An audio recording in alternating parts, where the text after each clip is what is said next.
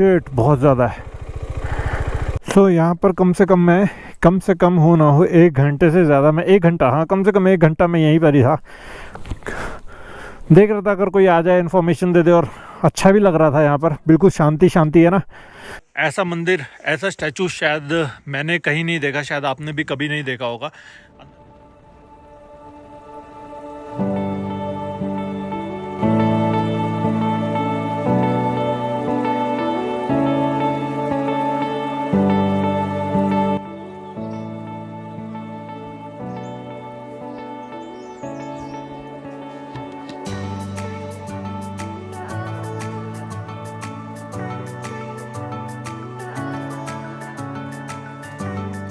नमस्ते एवरीवन, क्या हाल है। मेरा नाम है अंकित और आपका फिर से स्वागत है मेरे नए फ्रेश ब्लॉग में।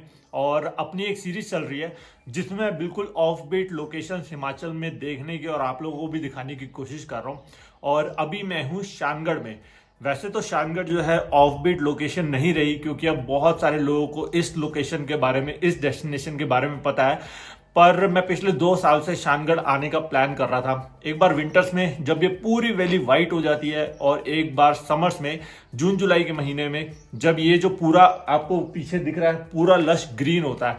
बट अनफॉर्चुनेटली मेरी राइड्स ही इतनी होती है कि ये वाला पार्ट मेरे से स्किप हो गया था। और जब मैं यहाँ से खाली 1 घंटा दूर डिस्टेंस पे था तो मुझे लगा कि मुझे एक बार शानगढ़ को भी देखना चाहिए। यहाँ का जो मिडो है ना वो देखना चाहिए, क्यों इतना वो प्रसिद्ध है, क्यों पांडवों से रिलेटेड इसकी स्टोरी है, यहाँ पर मंदिर की क्या मान्यताएं हैं, क्यों इस जगह को इतना मतलब देवताओं का स्थान बोला जाता है। बट डेडिकेटेडली इस जगह को क्यों बोला जाता है, ग्राउंड को, वो मैंने पिछले व्लॉग में सारा कवर किया भी है और आप लोगों को दिखाया भी है। सो अभी मैं जिस प्रॉपर्टी में स्टे कर रहा हूँ ना, इसका नाम है राह गुजर, और बहुत प्यारी और बहुत अच्छी लोकेशन पे ये बना हुआ है। अभी एक्चुअली ये पूरा कंस्ट्रक्ट हो रहा है, थोड़े दिन में ये पूरा बन जाएगा। बट रूम के बाहर से ना पूरे माउंटेन्स का जो व्यू आता है ना, ये अनकंपेरेबल है, किसी चीज से भी कंपेयर नहीं किया जा सकता। एनीवेज अपना ब्रेकफास्ट आ चुका है। ब्रेकफास्ट करने के बाद आज का मेरा प्लान ये है कि आज मैं जा रहा हूँ यहाँ से थाची वैली। तो अपना ब्रेकफास्ट करते हैं। सारा सामान पैक हो चुका है, बाइक पे लोड करते हैं, और आज का डेस्टिनेशन होने वाला है थाची वैली।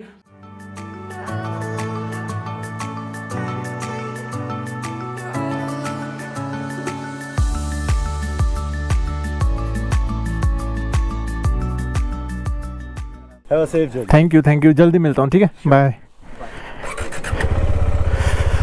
तो चलो आज की राइड स्टार्ट करते हैं भगवान का नाम लेकर। जय माता दी। और ये जो पैच है ना, ये थोड़ा सा एडवेंचरस पैच है। यहाँ से नीचे उतरना और यहाँ से ऊपर आना, तभी तो मज़ा आता है। थोड़ा सा ऑफ बीट देखने में और थोड़ा सा अलग रहने में, भीड़ भाड़ से अलग। मुझे बहुत अच्छा लगा यहाँ पर स्टे करके। तो गूगल आंटी के हिसाब से मुझे 2 घंटे लगेंगे थाची वैली पहुंचने में, और अभी तो थाची वैली पहुंचने में 2 घंटे लगेंगे। पता नहीं आगे मैं कितना जाऊंगा, क्योंकि ये वाले रूट का मुझे कोई आइडिया नहीं है। मैं यहाँ कभी गया नहीं हूँ। कौन सा विलेज में मुझे स्टे करना है मुझे कुछ आइडिया नहीं है। पीछे टॉप बॉक्स से ना खुर खुर खुर आवाज़ आ रही है। मुझे याद आ रहा है कि कई लोगों ने मुझे ना मैसेज करके बोला था कि अंकित भाई हमारे पास भी यही वाला टॉप बॉक्स है, और ये टॉप बॉक्स हमारा ना बाइक चलते चलते गिर गया। मेरे को कई बार ये लोगों ने बोला, तो अभी एकदम मेरे माइंड में लग रहा है कि कुछ गड़बड़ तो नहीं है।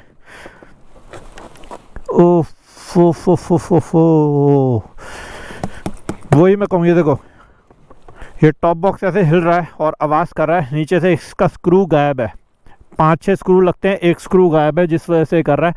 तो सबसे पहले मुझे अब मैकेनिक कोई देखना पड़ेगा, क्योंकि मेरे पास स्क्रू तो ऐसा है नहीं कोई। तो मैकेनिक देखते हैं। अच्छा हुआ टाइम पे देख लिया, और मैं वैसे भी ज़्यादा तेज़ तो चला नहीं रहा। जितने भी गड्ढे आ रहे हैं मैं स्लो चला रहा हूँ। तो ये एक थोड़ा सा इशू है टॉप बॉक्स के अंदर। हमेशा इस चीज़ का ध्यान देना चाहिए, क्योंकि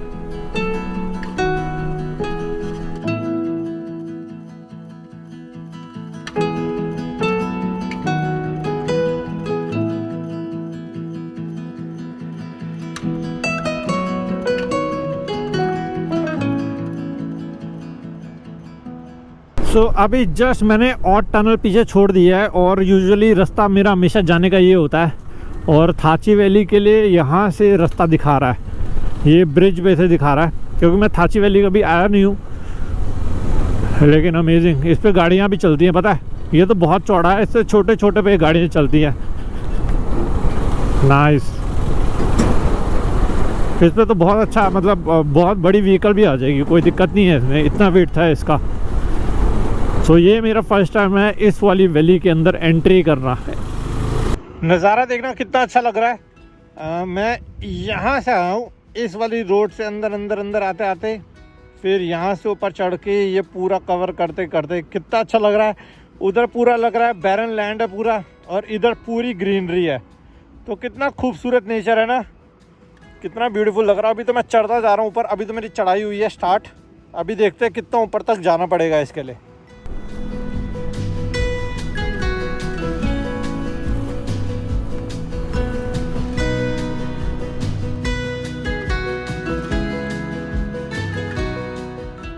काफ़ी अच्छी लोकेशन से निकल रहा हूँ, काफ़ी अच्छी लोकेशन है, बड़े बड़े ऊंचे ऊंचे पेड़ हैं और बीच में से एक्चुअली ठंड लगनी शुरू हो रही है अब मुझे। इसका मतलब यहाँ पर भी डेफिनेटली बहुत ज़्यादा बर्फ़ गिरती होगी 101%, क्योंकि मैं इस समय इतनी ऊंचाई पे हूँ ना कि मैं कितना ऊपर चढ़ता जा रहा हूँ, लेकिन ये चढ़ना ख़त्म नहीं हो रहा। अब रह गया खाली 1 kilometre Thachi valley. So finally अपना जो थाची तक का सफ़र था आज हो गया। भैया थाची वैली मतलब थाची वैली यही है? थाची वैली तो यही है। और बिट्टू नारायण मंदिर ही है। कोई होता है वहाँ पर मंदिर में?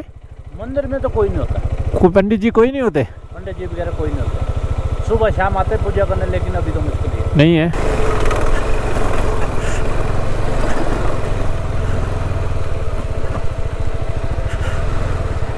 भैया मंदिर बंद है? मंदिर तो बंद है। कब खुलता है? तो सुबह ही खुलेगा। किन का मंदिर है? बिट्टू नारायण जी का।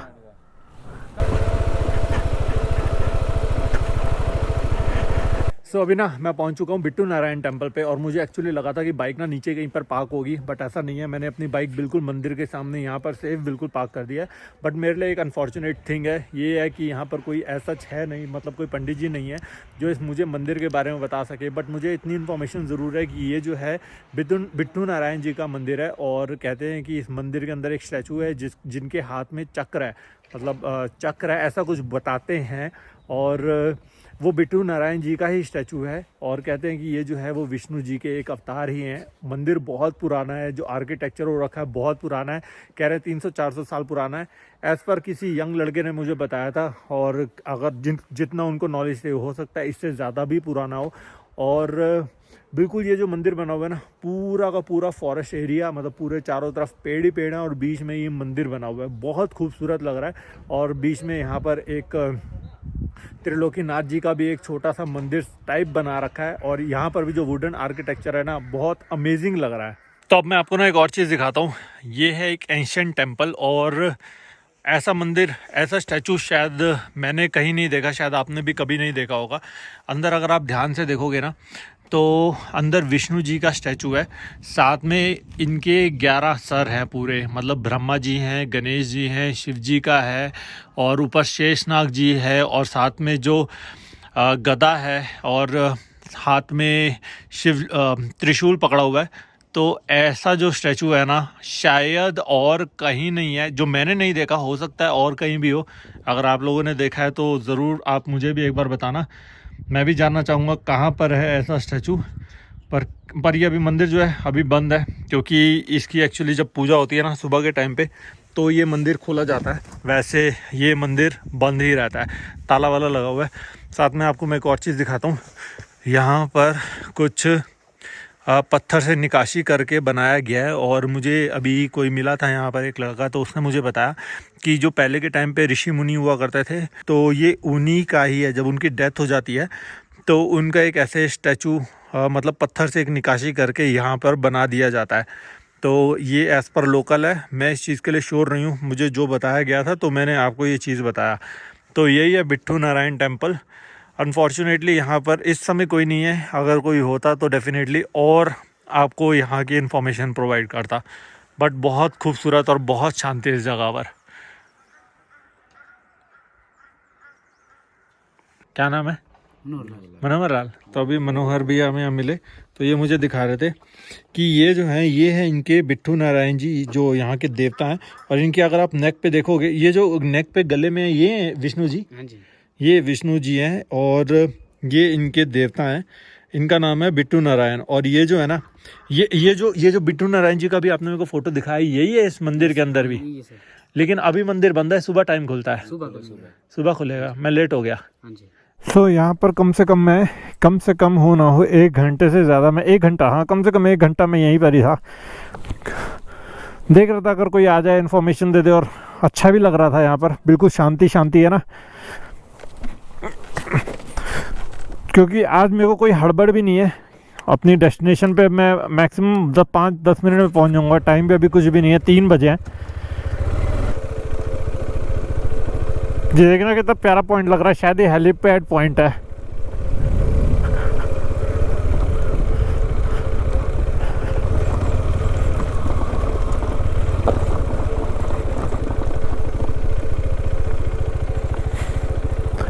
ओह भाई साहब, कहाँ से आया हूँ मैं। तो अब ना आपको आइडिया लग जाएगा मैं कितनी नीचे से आया हूँ। मैं वहाँ से आया हूँ, वो इधर वाली रोड को करते करते ये यहाँ से ये ऊपर करते करते फिर यहाँ से कहीं से फिर ये पहाड़ को पूरा घूमने के बाद यहाँ घूम के एक ही पॉइंट पे आया हूँ। शायद ये हेलीपैड पॉइंट है, शायद, क्योंकि इतना बड़ा पॉइंट है तो मैं ऐसे नाम दे रहा हूँ, हेलीपैड पॉइंट हो सकता है ये।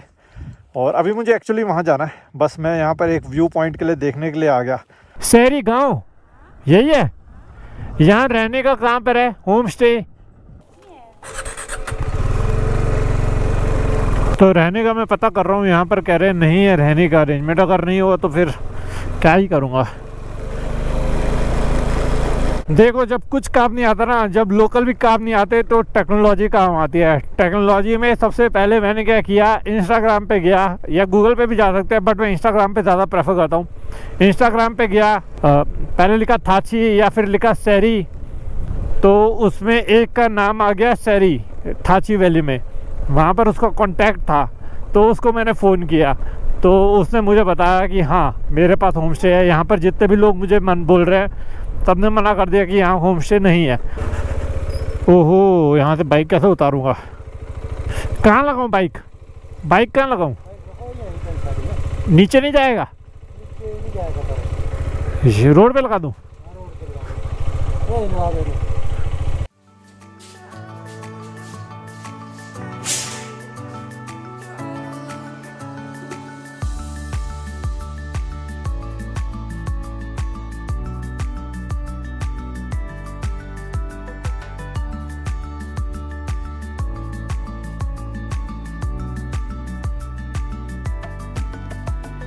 So guys, good morning from Thachi valley. और जैसे आपको पता ही है कि मेरी एक सीरीज चल रही है जिसका नाम है ऑफ बीट हिमाचल। और ऑफ बीट हिमाचल को देखते देखते मैं इस समय आ गया हूँ थाची वैली में। एक्चुअली मेरा कल प्लान ये था कि मैं यहाँ पर एक विलेज है जिसका नाम है सेरी, वहां पर रुकूंगा। पर वहां पर जाने के बाद मुझे पता कि वहां पर कोई होटल, कोई होम स्टे कुछ भी नहीं है। तो वहां से लगभग मुझे 50-100 मीटर पीछे आना पड़ा और मुझे इस जगह पर, इतनी प्यारी लोकेशन पे, यहाँ पर एक अच्छा खासा ये वाला रूम मिल गया। और अच्छा खासा इसलिए बोल रहा हूँ क्योंकि विंडो से और मेरी बैल्कनी से जो पूरे पहाड़ों का व्यू है ना, इतना अमेजिंग व्यू है कि मतलब मेरा सुबह सुबह का ना दिन ही बन चुका है। एनीवेज, यहाँ आने का मेन रीजन मेरा ये है कि यहाँ से एक टेंपल है जिसका नाम है शटीधार। बेसिकली उसको बोलते हैं शेट्टी नाग जी का मंदिर है वो। और वो मंदिर जो है बिल्कुल टॉप ऑफ द माउंटेन है, बिल्कुल टॉप है, और ऊपर एक बहुत प्यारा सा मंदिर बना हुआ है। तो मुझे लगा कि अपनी जो ऑफ बीट की सीरीज चल रही है ना, उसमें ये मंदिर को देखना जरूर बनता है, कितने टॉप पे कैसे वो मंदिर बना हुआ है। तो सामान सारा पैक हो चुका है, मैंने राइडिंग गियर्स पहन लिए। अभी सुबह के 10 बजे है। यहाँ से शेट्टीनाग मंदिर ज्यादा दूर नहीं है, 8-9 किलोमीटर का डिस्टेंस ही है। मंदिर को देखने के बाद आगे हमारा क्या प्लान होगा, मैं वहां पहुंचने के बाद ही आपके साथ शेयर करता हूँ।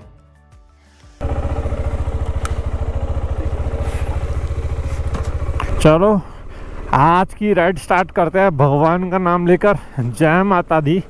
और शटाधार जो है वो यहाँ से खाली 8 किलोमीटर है एज पर लोकल्स, और गूगल मैप पे जब मैं देख रहा हूँ तो वो दिखा रहा है 52 किलोमीटर्स, जिसको मुझे 2 घंटे लगेंगे। मतलब है 8 किलोमीटर, ये कंफर्म है, लेकिन गूगल पे क्यों दिखा रहा है मुझे कोई आइडिया नहीं है। शायद अभी ये रोड नया कंस्ट्रक्ट हुआ है और गूगल मैप्स के हिसाब से वो रोड अभी डाला नहीं गया। सो अगर आप कभी आते हो ना मतलब यहाँ पर, तो मैं सजेस्ट करूँगा कि ना ये विलेजेस को ज़रूर एक्सप्लोर करना, ये विलेजेस को ज़रूर एक्सप्लोर करना, अंदर जाना। लोग पूरा पूरा आपको अपना गांव दिखाएंगे, अंदर जाएंगे तो पूरा पूरा गांव दिखाएंगे। लेकिन मेरी तो पूरी पूरी सीरीज़ ही इस टाइप की होती जा रही है, इस वजह से मैं अवॉइड कर रहा हूँ। नहीं तो अंदर जाना बहुत सही है। कभी भी आपका चक्कर लगे ना तो ये विलेजेस को ज़रूर जाना, अंदर अंदर चले जाया करो विलेजेस में देखने के लिए। कोई कुछ नहीं बोलता, सबको पता है कि हाँ टूरिस्ट है, घूमने आया, हमारा विलेज देख रहे हैं, उनको भी इनफैक्ट अच्छा लगता है।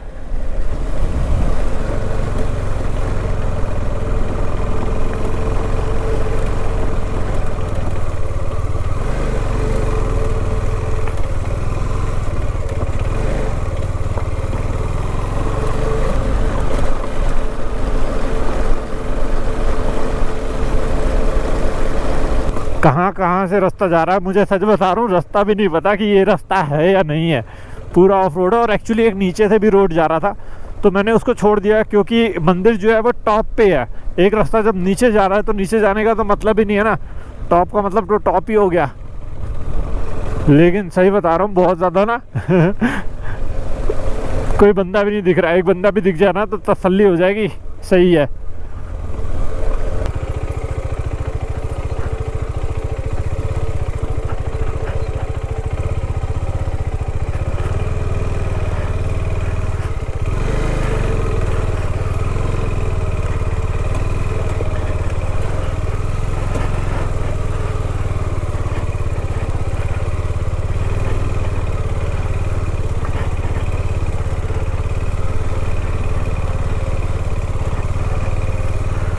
जब बाइक पे सामान होता है ना तो ऐसे स्लैश बहुत ख़तरनाक लगते हैं, क्योंकि हल्का सा भी लेफ़्ट या राइट हो गया ना तो बाइक ना मेरे से संभलते नहीं है।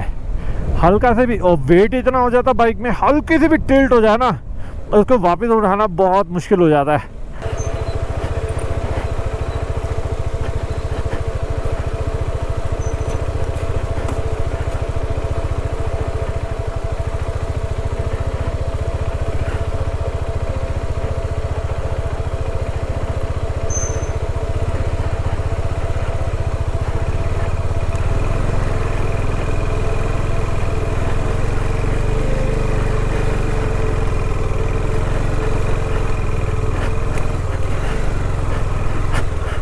ओह शिट, बहुत ज़्यादा है।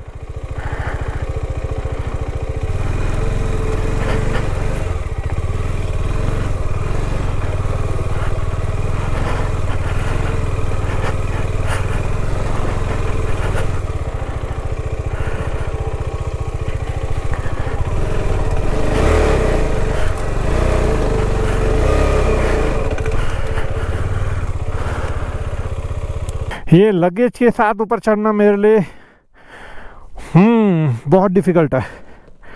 लगेज ना हो या कोई एक फ्रेंड भी हो ना साथ में तो ठीक है, ये रिस्की हो जाएगा।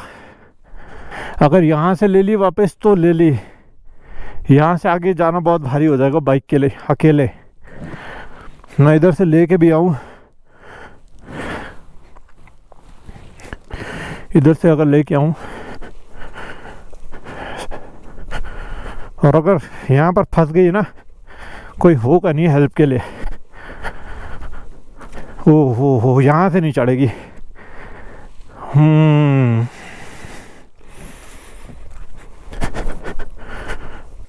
तो अभी आप रोड की कंडीशन देख ही रहे हो क्या है, और अभी मैं आगे तक हो के आया देखने के लिए कि रोड का कंडीशन क्या है। तो आगे भी एक और दो ऐसे कट मुझे दिख रहे हैं जहाँ पर ऐसा ही पैच है। ले जाने को ले जाऊं, बट अगर हल्का सा भी लेफ़्ट या राइट हुआ ना तो यहाँ पर बाइक उठाना मेरे लिए अकेले के लिए ऑलमोस्ट इम्पॉसिबल हो जाएगा, क्योंकि कीचड़ में पैर रख के बाइक को खड़ा करना मैं बहुत बार कर चुका है, बर्फ़ में भी किया है मैंने। लेकिन वो मुझे पता होता है, वीडियोस में कई बार लगता है कि हो गया, लेकिन एक्चुअली होता है उस समय पता लगता है क्या है, और कोई है नहीं, दूर दूर तक कोई भी नहीं है। हे भगवान क्या करूं, देखते हैं।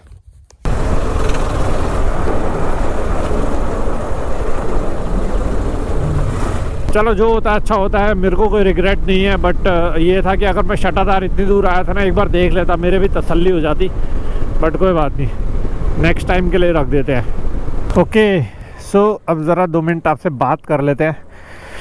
मैं एक्चुअली बिल्कुल थाची से नीचे उतर गया हूँ, बिल्कुल रोड पे, और ये रहा पीछे और टनल मनाली के लिए रास्ता जाता है। मतलब मैं मेन बेस पे आ चुका हूँ यहाँ पर।